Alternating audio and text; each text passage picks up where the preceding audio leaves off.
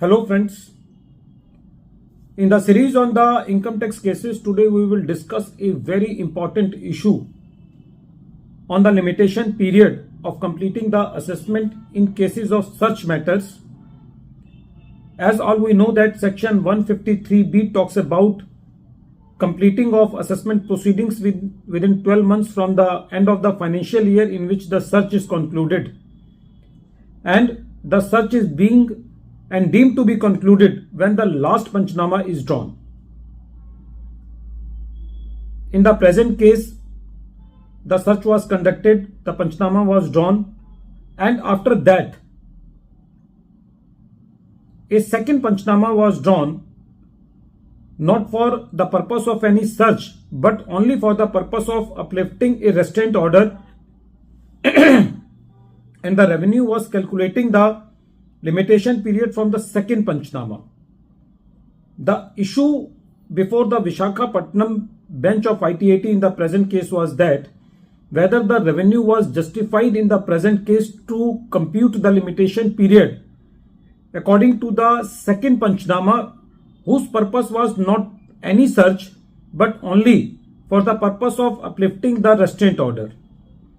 This issue has been very well taken up by the Visakhapatnam ITAT in the case of Polly Shetty Soma Sundaram versus Deputy Commissioner of Income Tax, and this case is reported in 115 ITR Tribunal at page number 548, and the date of the judgment is 18th August 2023.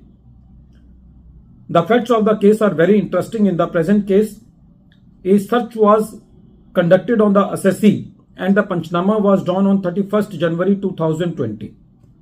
And on the same date, a restraint order on an Almirah was passed in which some loose papers were there. Although the revenue can take those papers with them, but in spite of taking those papers, they made a restraint order for the reasons best known to them.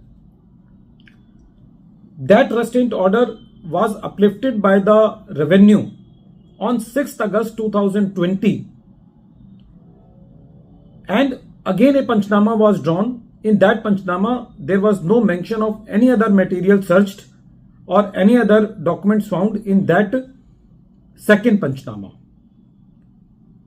According to the first Panchnama, that is 31st January 2020, the limitation period was ending on 31st March 2021.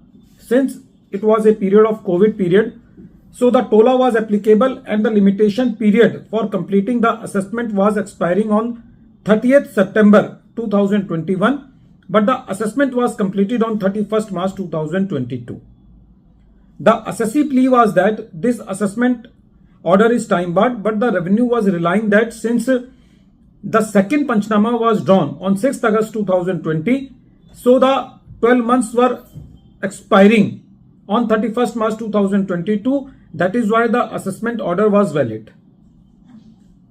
But the contention of the assessee before the tribunal was that in the present case, the last Panchnama should not be considered because the assessee was relying on the Central Board of Direct Taxes instruction dated 3rd July 2002, according to which the revenue has to uplift the restraint order within 30 days from the date of the restraint order. Although section 132 subsection 8A prescribes a period of 60 days. The tribunal said that although the section prescribes a period of 60 days, but the instruction prescribes a period of 30 days. So in that case, the revenue should have followed the CBDT instruction and uplifted the restraint order by themselves on 1st March 2020. But since they have uplifted that restraint order on 6th August 2020 and a Panchnama has been drawn, so practically that Panchnama and the order of uplifting that restraint has no validity in the eyes of the law. So according to the tribunal, the assessment order has passed the deadline and it was time barred. The second issue was that in the present case, one pen drive was copied from a computer, and for that pen drive the revenue has even taken the certificate which is required under the Evidence Act, and particularly in section 65B subsection 2 clause D,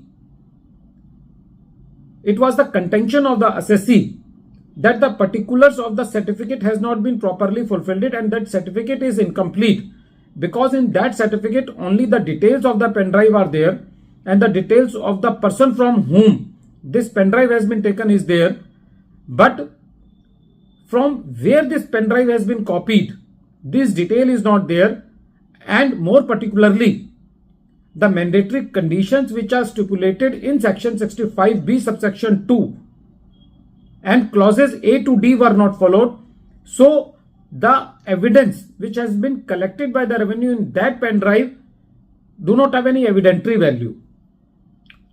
The tribunal was convinced with the assessee because on the perusal of that section 65B certificate, it was very evident that the certificate is incomplete. So in the present case, on both the grounds, that is on the limitation ground and on the basis of the deficiency in the section 65B certificate, the tribunal quashed the assessment proceedings.